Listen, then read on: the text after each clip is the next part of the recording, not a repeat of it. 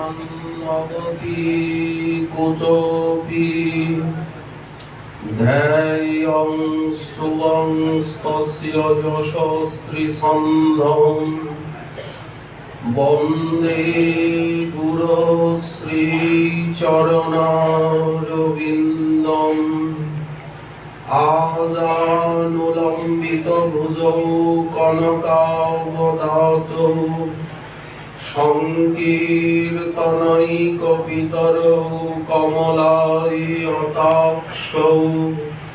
विश्वम्भरौ द्विजवरौ जुगधर्मपालौ वन्दे जगत्प्रियकरौ करुणावतारौ नमस्त्रिकालसत्ताय जगन्नाथसुताय च सभृताय सपुत्राय सकलत्राय ते नमः। वराभिराभिरामं मृगमदतिलकं कुण्डलाक्रान्तगण्डं कञ्जाक्षं कम्बुकण्ठं स्मितसुभगमुखं स्वाधरेणस्तवेणु श्यामं शान्तं त्रिभङ्गं रविकरवसनं भूषितं वैजयन्ता वन्दे वृन्दावनस्थं युवतिशतवृतं ब्रह्म गोपालवीशम् तप्त काञ्चन गौराङ्गी राधे वृन्दावनेश्वरी वृषभानुसुते देवी त्वां नमामि हरिप्रिये। मूकं करोति वाचालं पङ्गुं लङ्घयति गिरिं यत्कृपातमहं वन्दे परमानन्दमाधवम्। वाञ्छाकल्पतरुभ्यश्च कृपासिन्धुभ्य एव च पतितानां पावनेभ्यो वैष्णवेभ्यो नमो नमः। हरिभक्तिपराजी च हरिनामपरायण दुर्वृत्ता वा सुवृत्ता वा तेषां नित्यं नमो नमः। नमो धर्माय महते नमो कृष्णाय विधसे ब्राह्मणेभ्यो नमस्कृत्य धर्मान् वक्षे सनातनान् नारायणं नमस्कृत्य नरं चैव नरोत्तमं देवीं सरस्वतीं व्यासं ततो जयमुदीरयेत्। जय रूप सनातन भट्ट रघुनाथ श्रीजीव गोपाल भट्ट दास रघुनाथ এই ছয় গোসাইয়ের করি চরণ বন্দন যাহা হইতে বিঘ্ন নাশয় অভীষ্ট পূরণ দুর্গমে প্রতিমেন্ধস্য স্খলৎপাদগতের্মুহুঃ সকৃপা জ্যেষ্ঠিদানেন সন্তঃ সন্ত্যবলম্বনম।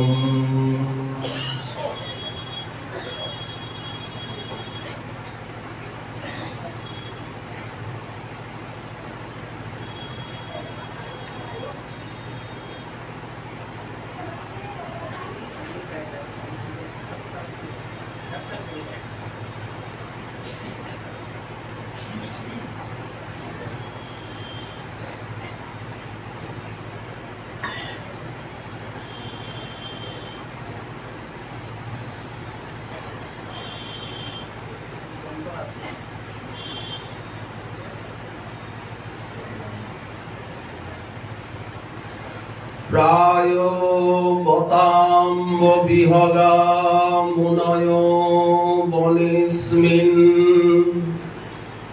कृष्णेक्षितं तदुदितं कलवेणुगीतम् আরুই অজি দ্রুমভুজান রুচির প্লবালান শ্রীণ্যন্তমিলিত দৃশো বিগতান্যবাচঃ।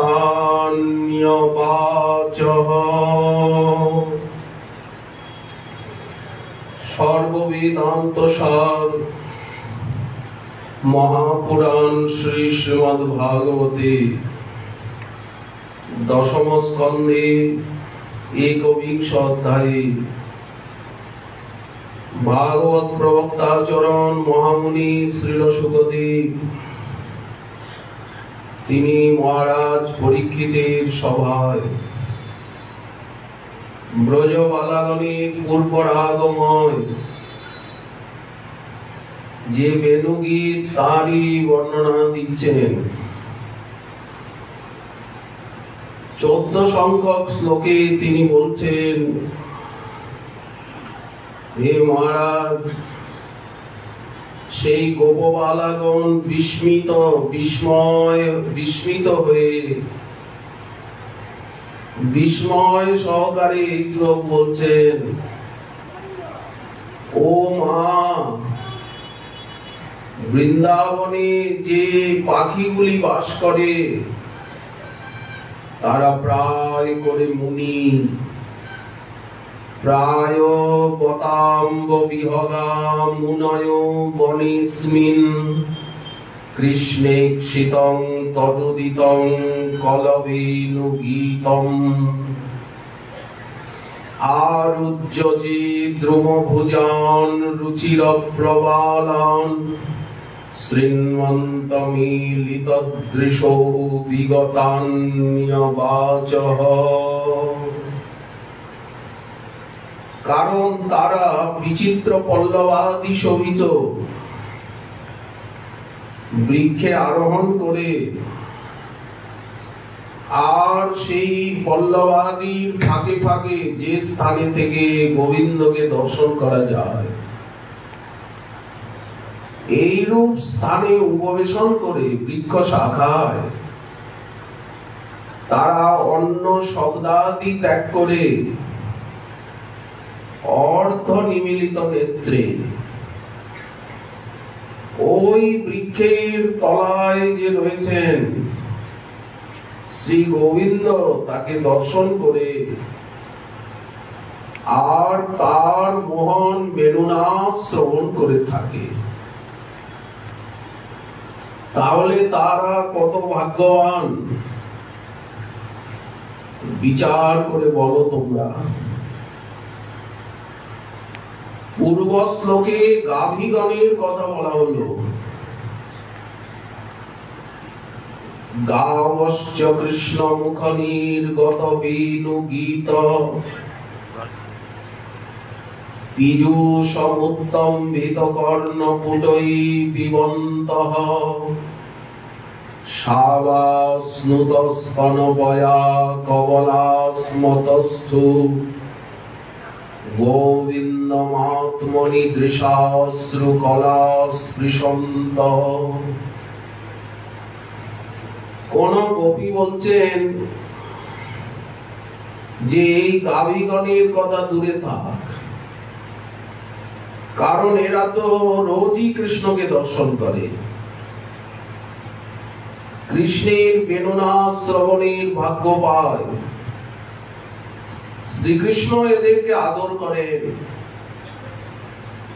বাঁশি বাজিয়ে নাম ধরে আহ্বান করেন, তৃণক্ষেত্রে নিয়ে যান, গলদেশ কণ্ডুয়ন আদি করেন। কৃষ্ণ গলদেশ কণ্ডুয়ন করে দিচ্ছি, গলায় জড়িয়ে ধরে তাদেরকে কত আদর করছেন, বিশেষত বৎসগুলিকে। তার নামটি গোপাল গোবিন্দ, অর্থাৎ উনি গোপালন করেন। গাভীগণের ইন্দ্র, এই জন্য গোবিন্দ। অতএব বৃন্দাবনের গাভীগুলির তার উপরে যে স্নেহ বাৎসল্য রয়েছে এটা তো স্বাভাবিক। গোজাতির প্রতি তার স্বাভাবিক প্রীতি বিদ্যমান। কৃষ্ণের রূপ দর্শন করে আর তার ভুবন মোহন বেণুগান শ্রবণ করে তারা যে এই প্রকার ভাবদশা লাভ করবেন, তাদের দেহ পুলকিত হবে, নয়নে অশ্রু আসবে, তারা স্থির হয়ে দাঁড়িয়ে থাকবেন। সখী, এতে কি সন্দেহ? তোমার সমস্ত বর্ণনাই যথাযথ, এটা স্বাভাবিক। কিন্তু আমি কি বলছি জানো? এই বৃন্দাবনের পাখিগুলির সৌভাগ্য, তাদের কৃষ্ণ মাধুরী আস্বাদন। বৃন্দাবনের বৃক্ষগুলি যেমন বললেন বহুকাল বেদ কল্পতরুর শাখায় শাখায় পরতত্ত্বের দর্শন লাভ করার জন্য এরা সাধনা করেছেন, কিন্তু বেদ কল্পতরুর শাখায় শাখায় ভ্রমণ করেও সাক্ষাৎ কৃষ্ণকে এইভাবে দর্শন করা যায় না, তার বেণুগান শোনা যায় না। ওই জন্য বেদ কল্পতরুর শাখাকে তারা পরিত্যাগ করে আর পাখি হয়ে অন্তরালের থেকে সাক্ষাৎ, ওই জন্য ওরা বৃন্দাবনের বৃক্ষ শাখাকে আশ্রয় করেছে, বেদ কল্পতরুর শাখাকে ত্যাগ করে, আর পাখি হয়েছে। কেন বললেন? ওই বৃন্দাবনের বৃক্ষের তলায় তলায় তো উনি লীলা করছেন, এই জন্য পাখি না হলে এত নির্বিঘ্নে তার দর্শন এবং বেণুগান শোনা যাবে না। প্রায় বতাম্ব বিহগা মুনয় বনেস্মিন। ও মা, এরা সবাই মুনি ঋষি, ধ্যান করা স্বভাব যায় নাই, রব করছে না, চুপচাপ স্থির হয়ে বসে আছে, অর্ধ নিমিলিত নেত্র, মহান বেণুগান শ্রবণ করছে আর শ্রীকৃষ্ণের রূপ দর্শন করছে। নয়ন দিয়ে সেই রূপ তারা বুকের ভিতরে নিয়ে গেছে, ভিতরে ধ্যান করছে, বাইরে দর্শন করছে। গাভীদের ক্ষেত্রেও এই কথাই বললেন, তারা যেন অন্তরে স্পর্শ পায়, অন্তরেও যেন গোবিন্দের রূপের ঝলক, তাই তো তাদের নয়নে প্রেমাশ্রু। বৎসতর বৎসতরীগুলি পর্যন্ত তারা মাতৃদুগ্ধ স্তনকবল পান করতে পারছেন না, দুধ গণ্ডবে। গাভী বৎসগুলি গোদুগ্ধ গণ্ডবে পড়ে যাচ্ছে, গাভীগুলিও ঘাস তৃণক্ষেত্রে বিচরণ করছিল, মুখে ছিল তৃণকবল, গিলতে পারছে না তারা। তাদের দেহ যেন অবশ হয়ে গেছে, তারা কোন রাজ্যে পৌঁছে গেছে। আচ্ছা, এখানে অম্ব বলে যে সম্বোধন করলেন, গোস্বামীপাদ বলছেন এখানে সব সখীগণই তো মিলিত আছেন, সব সমপ্রাণা সখী, আর তো কেউ নেই এখানে। তো মাতো বলে সম্বোধন করছেন কেন? প্রায় বতাম্ব বিহগা। ও মা, এখানে মা বলে সম্বোধন করার কে আছে? শ্রীল সনাতন গোস্বামী পাদ বললেন, এটি ভাবাবিষ্ট রমণীগণের কথার একটা ভঙ্গি, স্বভাব। যখন তারা কোনো আশ্চর্যজনক বস্তু দেখেন বা চমৎকার বস্তুর বর্ণনা করেন, তখন তারা মা গো মা, ও মা এরকম বলে থাকে। এখানে মাতৃ সম্বোধনের কেউ নেই। থাকলে এতখানি খুলে বলা যেত না, রসপুষ্টি হতো না। বেশ, ও মা, বৃন্দাবনের পাখিগুলিকে দেখো, ওদের কথা দূরে থাক, গাভীগুলির কথা রাখো, পাখিগুলি সব এখানে মুনি ঋষি। প্রায় শব্দ দিয়েছেন, প্রায় পতাম্ব বিহগা। প্রায় বলতে কি বলেন, অধিকাংশ পাখিগুলি, প্রায় সব মুনি ঋষি। ব্যাখ্যাকার লিখেছেন যে রামকৃষ্ণ যখন বনে প্রবেশ করলেন, বেণুনাদ করছেন, মুরলীর রব শুনে ময়ূরগুলি পেখম তুলে নৃত্য করছে,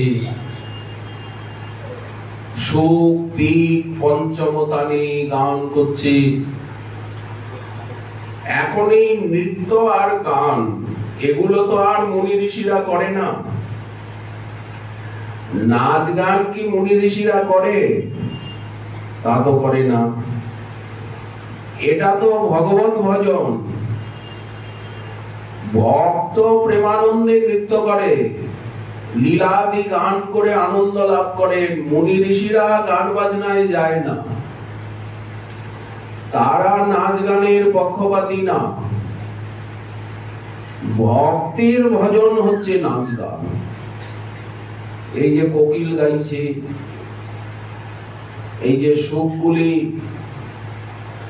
তারা নানা কথা বলছে, ময়ূর নৃত্য করছে, এরাও কি মুনি ঋষি? না, এরা ভক্ত। বললেন এরা ভক্ত, কারণ ভক্তই তো প্রেমানন্দে নাচছে, নাচে গায়, বেশ বোঝা গেল। আর কৃষ্ণকে দর্শন করে, বেণুনাদ শ্রবণ করে,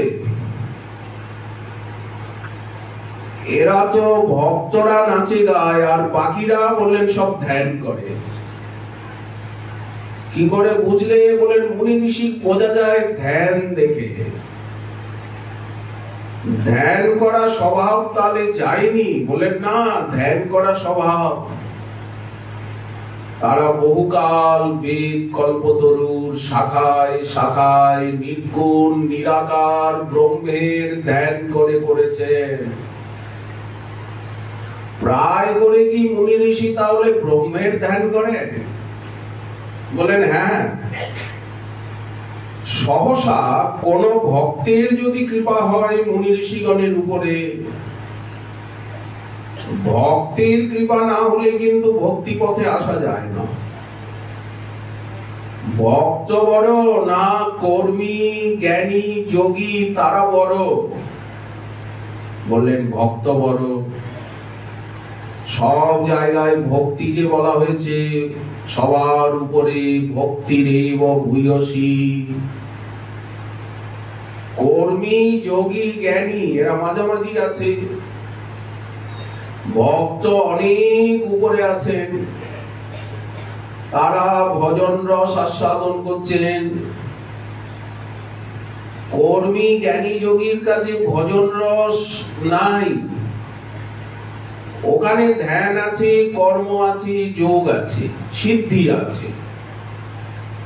ওগুলো তো ভক্ত উপেক্ষা করে দেন।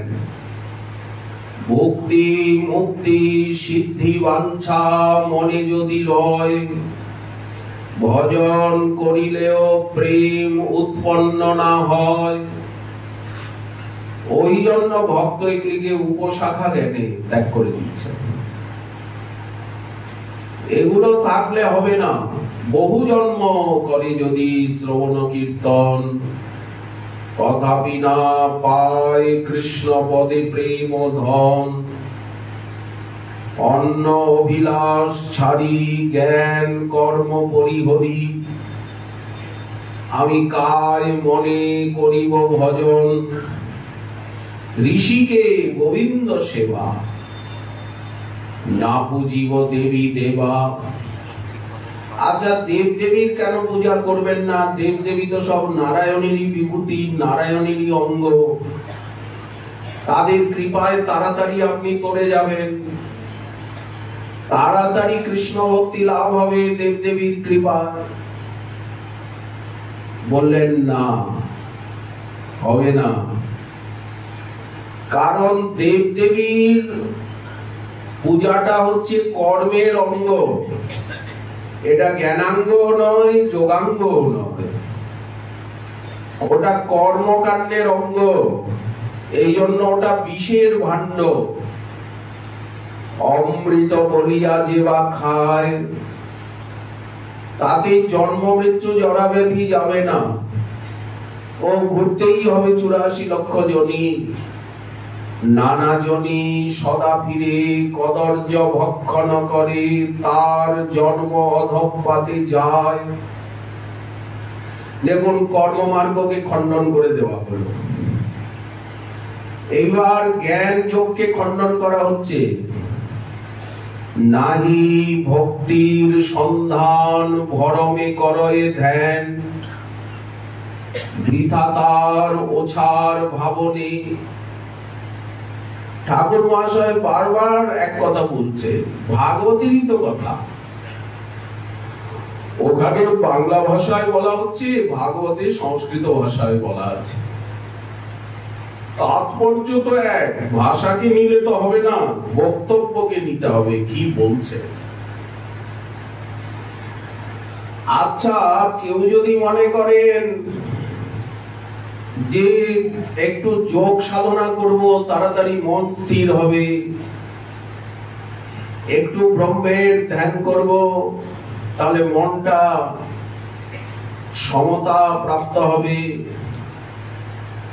দেব দেবীর পূজা করে তাদের আশীর্বাদে তাড়াতাড়ি ভক্তি লাভ করব, তারা আমাকে শক্তি দেবে, সাহস যোগাবে, বাধা বিঘ্নের হাত থেকে রক্ষা করবে। ভাবেন তার সদুত্তরটা কি হবে? বললেন না, আপন আপন স্থানে পীড়িতি সবাই টানে, আপনাকে টেনে নেবে, আপনাকে এগোতে দেবে না, আটকে দেবে। আপন আপন স্থানে পীড়িতি সবাই টানে, ভক্তি পথে পরয়ে বিগতি, বাধা পড়ে যাবে। ওদের মনকে টানার একটা স্বভাব আছে, ওই জন্য কৃষ্ণ নিষ্ঠা তৃষ্ণা ত্যাগ, এখানের থেকে ভক্তির আরম্ভ। আচ্ছা, এদের ধ্যান দেখে তুমি বুঝলে এরা মুনি ঋষি? বলেন হ্যাঁ, মুনি ঋষিরা তো আর নাচ গান করে না, ভক্তরাই নাচ গান করে। বহুকাল এরা বেদ কল্পতরুর শাখায় শাখায় নির্গুণ ব্রহ্মের অনুসন্ধান করেছে, নিরাকার পরতত্ত্বে। তারপরে বলেন হঠাৎ করে কোন ভক্তের কৃপা হয়ে গেছে,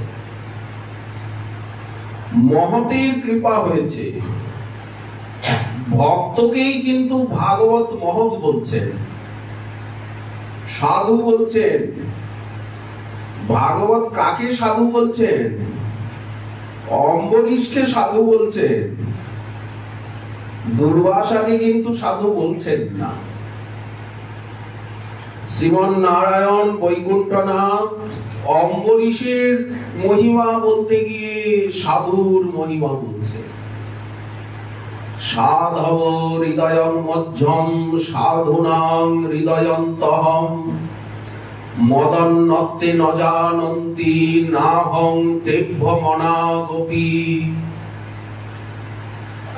আমি তাদেরকে ছাড়া কিছু জানি না, তারা আমাকে ছাড়া কিছু জানে না। এই বলা হচ্ছে সাধুর লক্ষণ। মই নিবদ্ধ হৃদয়া সাধব সমদর্শিন বশী কুর্বন্তি মাং ভক্তা সস্ত্রীয় সৎপতিং যথা। সাধুগণের সঙ্গে আপনার সম্পর্ক কিরকম? বললেন যেমন পতিব্রতা রমণীর সঙ্গে পতির সম্পর্ক। সাধু চিনব কি করে? দুর্বাসা যেন প্রশ্ন করছেন, উত্তরে বৈকুণ্ঠনাথ বলছেন যে তারা গার সুতাপ্তান প্রাণান বিত্তমিমাম পরম হিত্বা মাং শরণং জাতা কথং তাং ত্যক্তুম উৎসহে। যারা সব কিছু ত্যাগ করে দ্বার আগার স্ত্রী পুত্র বন্ধু বান্ধব ধন সম্মান দেহ সুখ মনসুখ ইন্দ্রিয় সুখ সব কিছুকে ত্যাগ করে আর আমার চরণে শরণ দিয়েছে, আমি তাদেরকে কি করে ত্যাগ করব? আমি তাদেরকে কখনোই ত্যাগ করতে পারি না। না হম আত্মানমাশাসি মদ ভক্তই সাধুবীর বিনা শ্রিয়ং চাত্তন্তিকিং ব্রহ্মণ যেষাং গতিরহং পরা। আমি আমাকেও এতখানি চাই না, আমি আমাকে এতখানি ভালোবাসি না, আমার আত্যন্তিকী অনপায়িনী শক্তি ভগবতী লক্ষ্মী দেবীকেও এত ভালোবাসি না, সাধুগণকে আমি যত ভালোবাসি। উদ্ধবকে বলছেন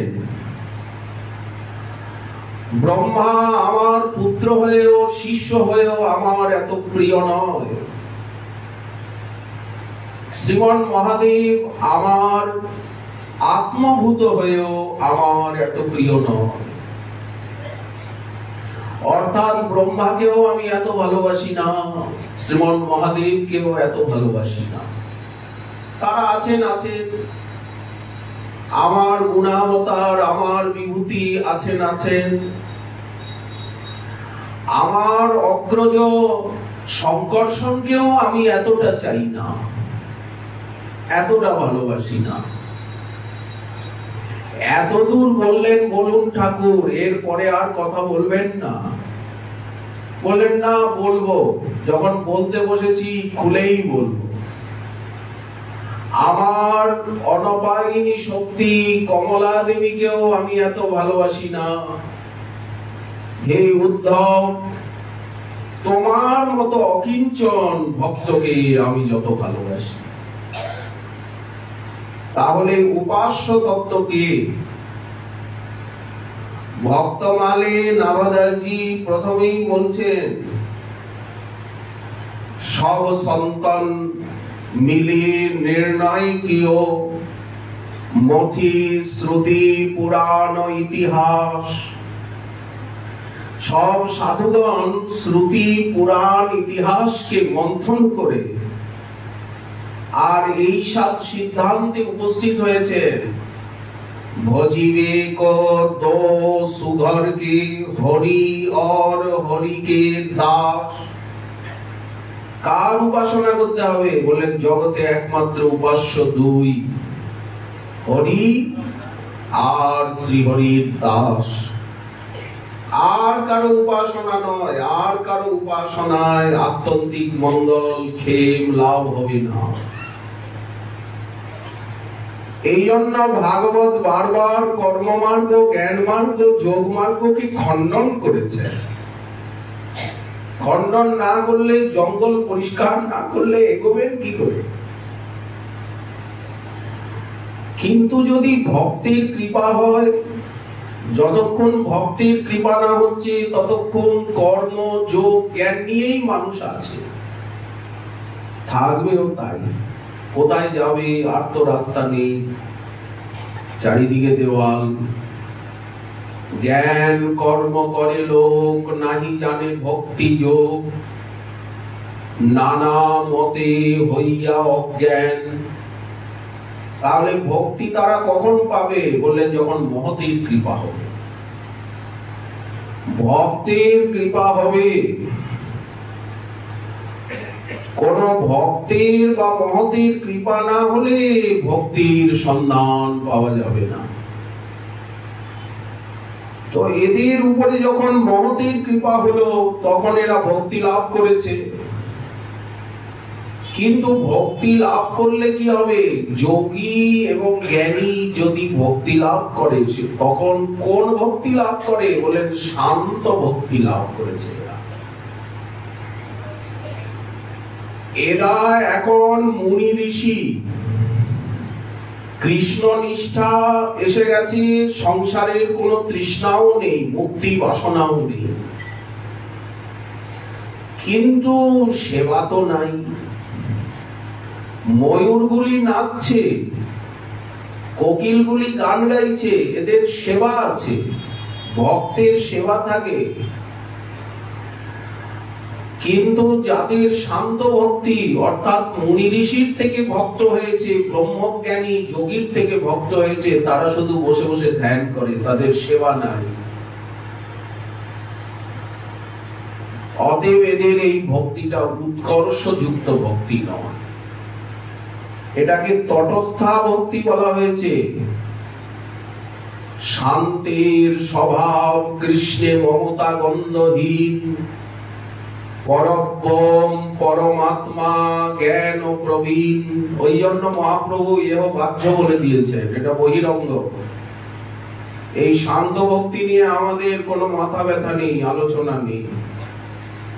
যেমন কর্ম নিয়ে কোনো আলোচনা নেই, আমাদের আলোচনার ভিতরে যোগাঙ্গের কোনো আলোচনা নেই,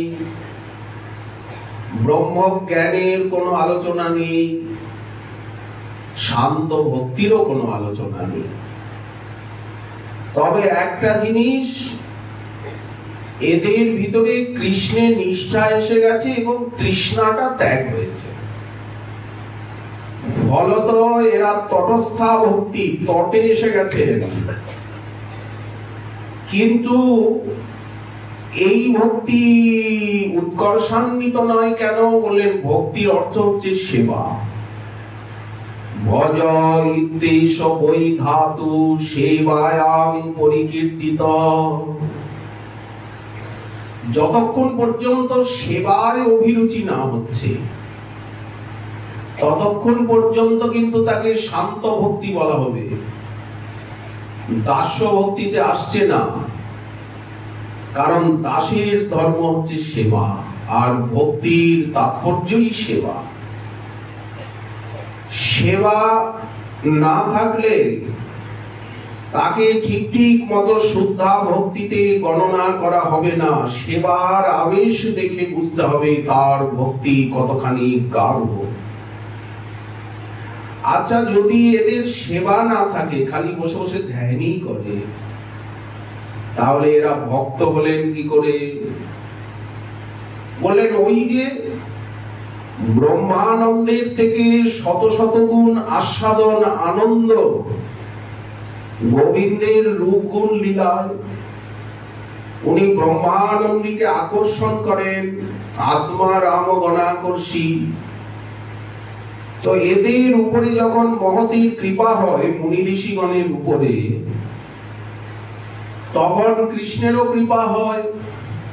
মহতীর কৃপার নামান্তরই কৃষ্ণ কৃপা। কৃষ্ণ কৃপা হলেই তখন কৃষ্ণের যে রূপ গুণ লীলা, তার একটা আস্বাদন লাভ হয়, বেশি আনন্দ পেয়ে যায় এরা। এরা যে ব্রহ্ম ধ্যান করছিলেন নির্গুণ নিরাকারের, তার থেকে বেশি আনন্দ পেয়ে গিয়ে এরা ভগবত রূপের গুণের ধ্যান করতে থাকে। এই ভজনানন্দ লাভ করে।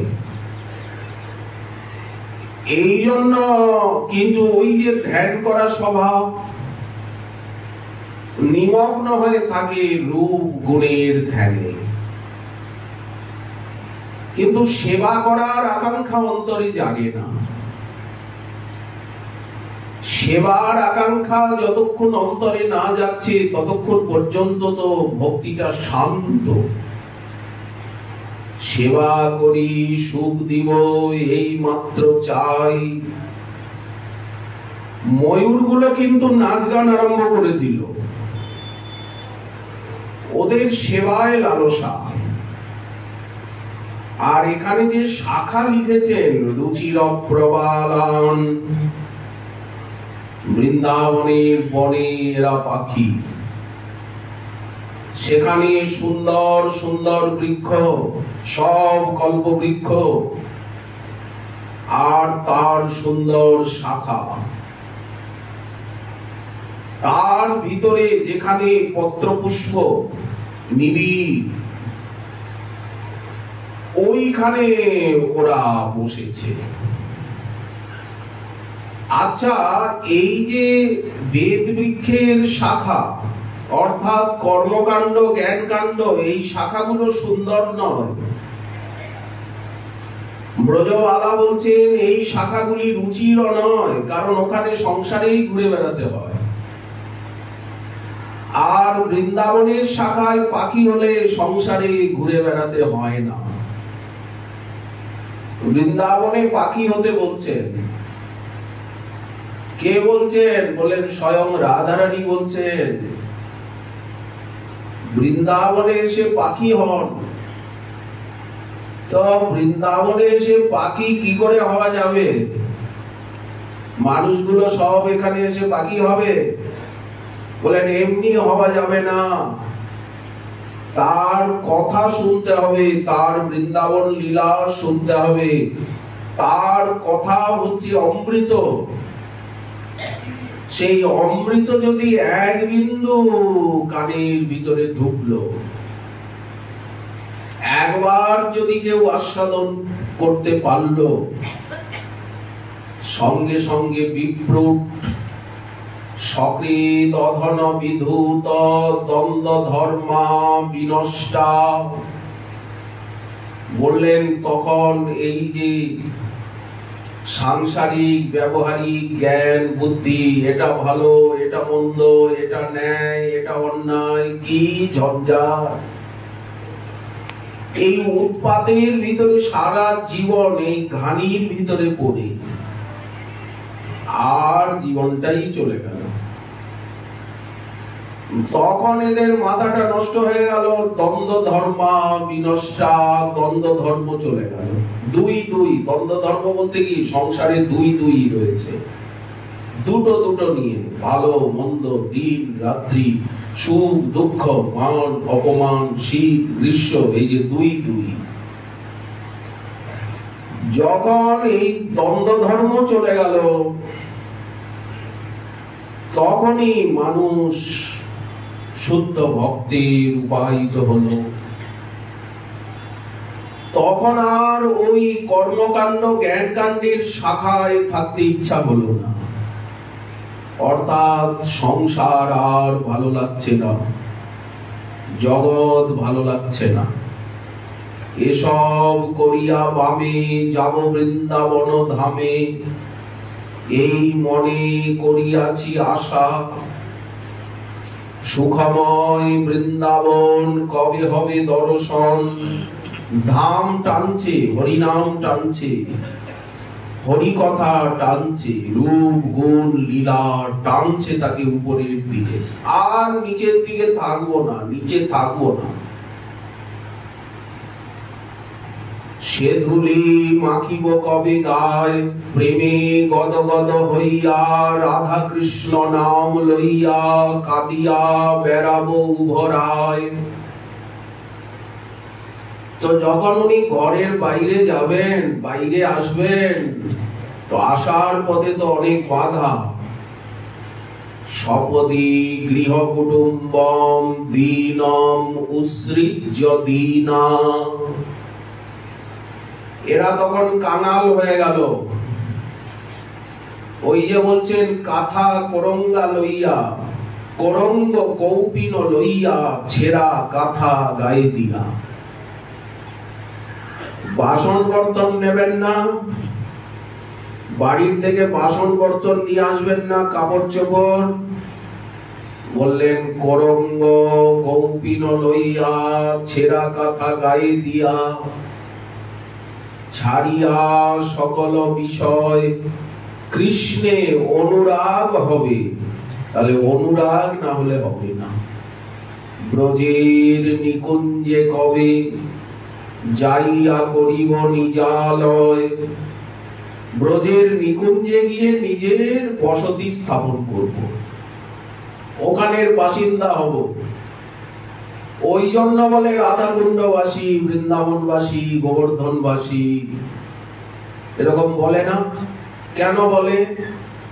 বললেন ব্রজের নিকুঞ্জে যাইয়া করিব নিজালয়। ফলমূল বৃন্দাবনে খাব দিবা অবসানে, ভ্রমিয়া হইব উদাসীন। শীতল যমুনা জলে স্নান করি কুতূহলে।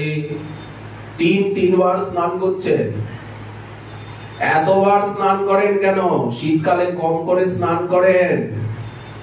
শীতল যমুনা জলে স্নান করি কুতূহলে, প্রেমাবেশে পুলকিত হইয়া। বাহু পর বাহু তুলি বৃন্দাবনে কুলি কুলি, কৃষ্ণ বলি বেড়াবো কাঁদিয়া। আর উনি মানুষ থাকছেন, ওনাকে মানুষ বলা হচ্ছে না, রাধারানী মানুষ বলছেন না। রাধারানী বলছেন বহব ইহ বিহঙ্গা। এরকম বহু পাখি রয়েছে, এরা আবার নাচ গান করে। নাচ গান করাটা ভজনানন্দ। গোবিন্দ সবচেয়ে বেশি সুখী হন নাচে গানে। বলে তুমি আমার সম্মুখে নৃত্য করলে, জন্ম জন্ম তুমি আমাকে কিনে নিলে। আমি এত প্রসন্ন হলাম। তুমি আমার নাম জোরে উচ্চারণ করে ডাকলে, দ্রৌপদীকে বলছেন আমাকে হা গোবিন্দ বলে ডেকেছো, আমি ভুলতে পারছি না। আমার মনে হচ্ছে যে আমি তোমার কাছে দিন দিন ঋণী হয়ে যাচ্ছি। তাহলে দেখুন এই যে ভজনানন্দ রস। কোথায় আপনি মানুষ, সেখান থেকে আপনাকে পাখি বানিয়ে দিল। এখন বৃন্দাবনের পাখি হয়ে গেছেন, বহব ইহ বিহঙ্গা। পাখিগুলি খায় কি, করে কি? বলেন ছোটখাটো পাখি নয়, হাঁস। সামান্য হাঁস নয়, রাজহাঁস, পরহংস। বললেন আত্মজ্ঞানীকেও পরমহংস বলা হয়, জ্ঞানী যোগীকেও তো পরমহংস বলা হয়, অমুক পরমহংস। বললেন না না, সেই পরমহংস নয়, ভাগবত পরমহংস। ভক্তকে বলা হয় ভাগবত পরমহংস। তারা ভগবানকে নিয়ে আছেন সর্বদা ধ্যান ধারণা। বলেন এইরকম বহু পাখি ইহ এই বৃন্দাবনে। আচ্ছা, তারা তাদের আজীবিকার সংস্থান কি করে হয়? এই যে বৃন্দাবনে এত পাখি, ধামে যে এত পাখি উড়ে বেড়াচ্ছে, তাদের আজীবিকার ব্যবস্থাটা কি? বলেন কেন? ভিক্ষু চর্যাং চরন্তি। ওই যে তারা ভিক্ষা করছেন। পাখি আর কি খায়? খুদকন খায়। বলেন ওই যে সররস ভোজন দূরে পরিহরি, ব্রজে কবে মাগিয়া খাইব মাধুকরী। পাখিগুলো তো এক জায়গায় থাকে না, পরিক্রমা করিয়া ফিরিব বনে বনে, বিশ্রাম করিব যাইয়া যমুনা পুলিনে।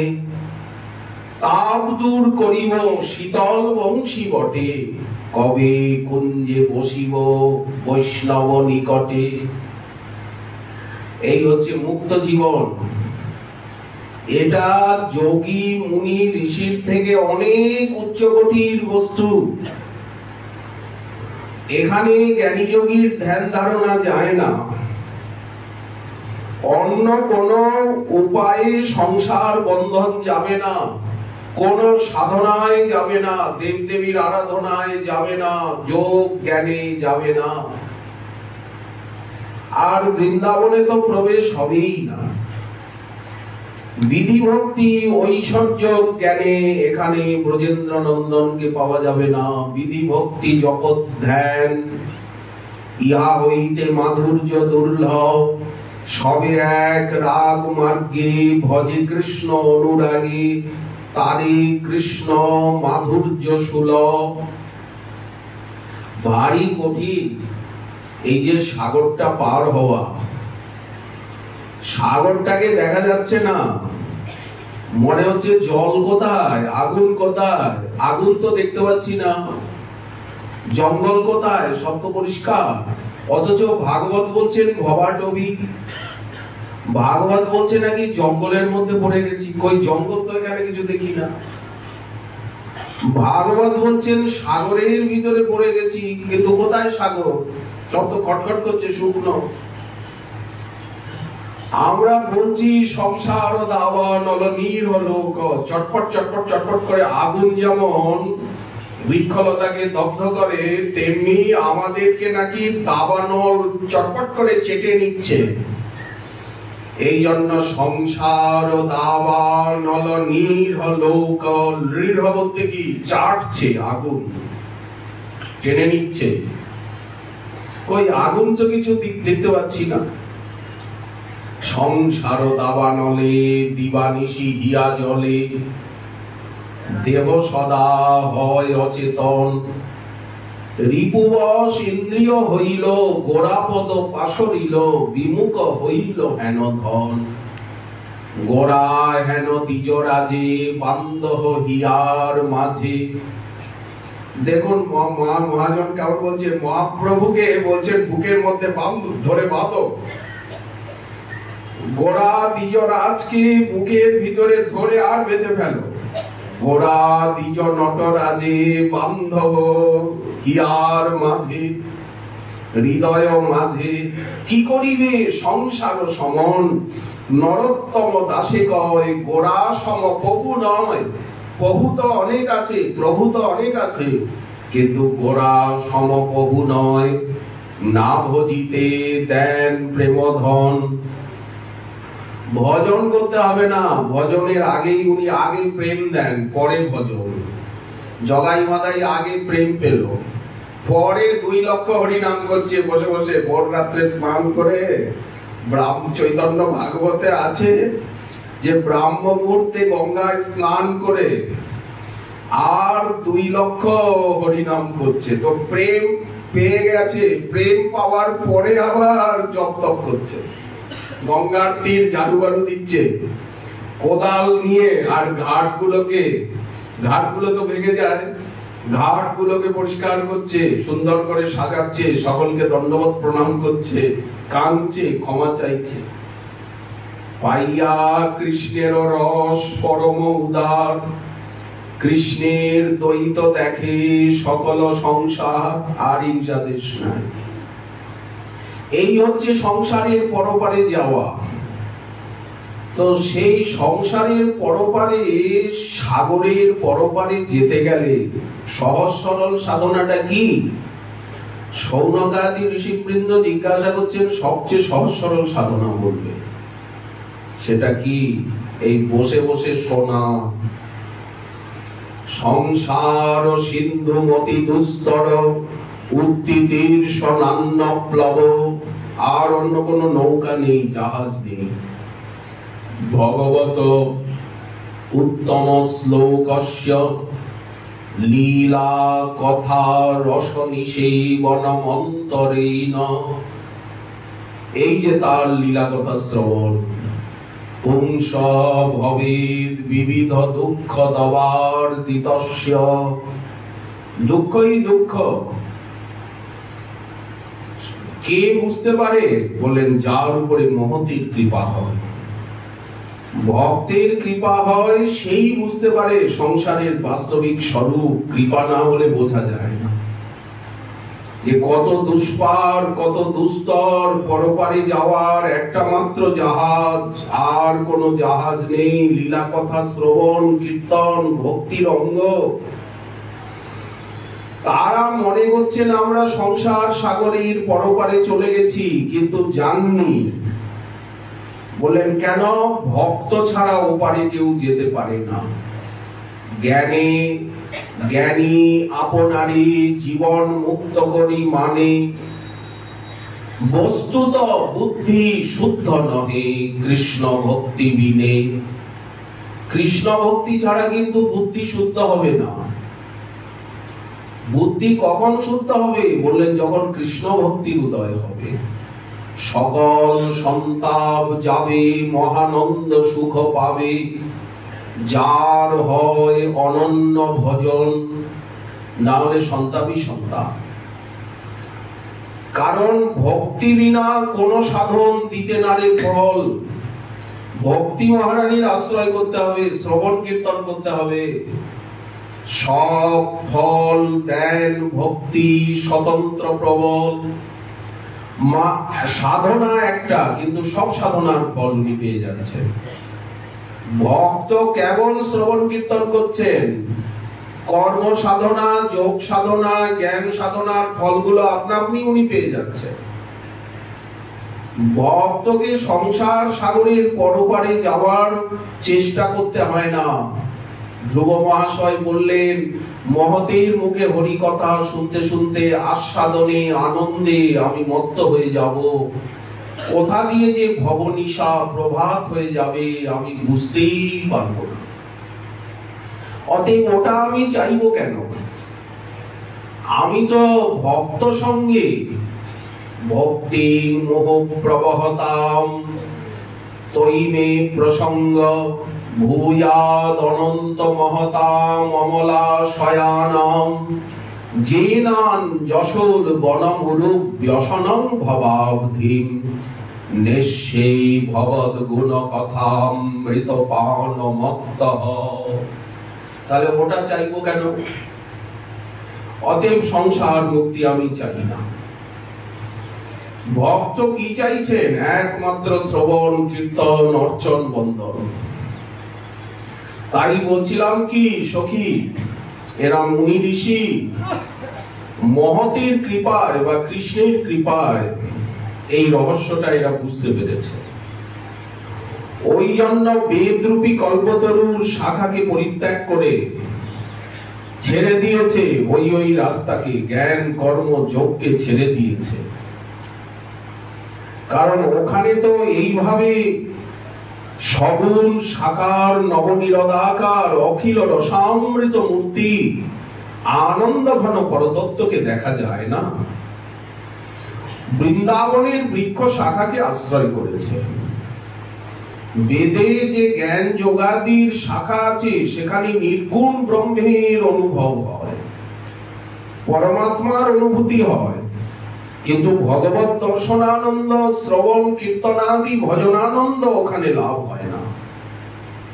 ওই জন্য বৃন্দাবনের শাখায় এসে পাখি হয়েছে এরা।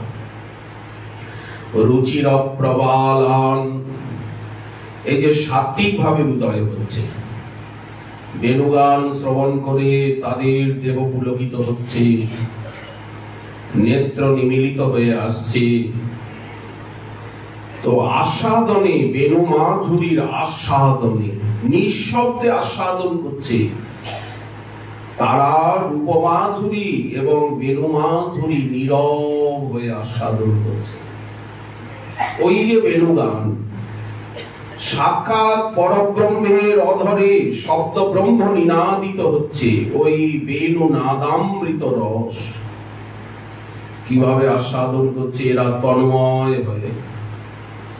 এরা কোন মুনি ঋষি? বলেন সনকাদি মুনি ঋষি।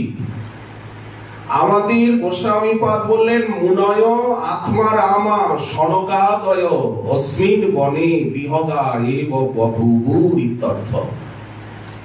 সনক, সনন্দন, সনাতন, সনত কুমার আদি মরিচি অত্রি পুরস্ত পুলহ ক্রতু ভৃগু অঙ্গিরা বশিষ্ঠ নারদাদি ঋষি যত আত্মারাম আত্মকাম ঋষি আছেন, ঋষি মহর্ষি শিরোমণি, তারা আজ বৃন্দাবনের বনে এসে পাখি হয়েছে। তাহলে এটা কত বড় কথা। প্রায় বিহগতাম্ব বিহগাম মুনয় বনেস্মিন, সনকাদি ঋষি তারা এখানে পাখি, বললেন হ্যাঁ। আর এখানের যারা নাচ গান করছে, বলেন এরা তো প্রেমিক, এরা তো সব দাস্য ভাবে ডুবে গেছে।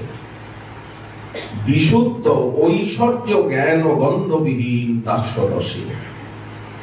প্রায় গতাম্ব বিহগাম মুনয় বনেস্মিন কৃষ্ণেক্ষিতং তদুদিতং কলবেনু গীতম আরুজ্যজে দ্রুমভুজান রুচির প্রবালান শ্রীণ্যন্ত মিলিত দৃশো বিগতান্যবাচঃ। দেখুন কি অপূর্ব সিদ্ধান্ত প্রকাশ করছেন আমাদের আচার্য পাদগণ। শ্রীমান মহাপ্রভুর কৃপা হলে আগামীকাল আবার রইলে বিষয় আস্বাদনের আকাঙ্ক্ষা। আজকে আমাদের ভাগবত কথা এখানেই বিশ্রাম।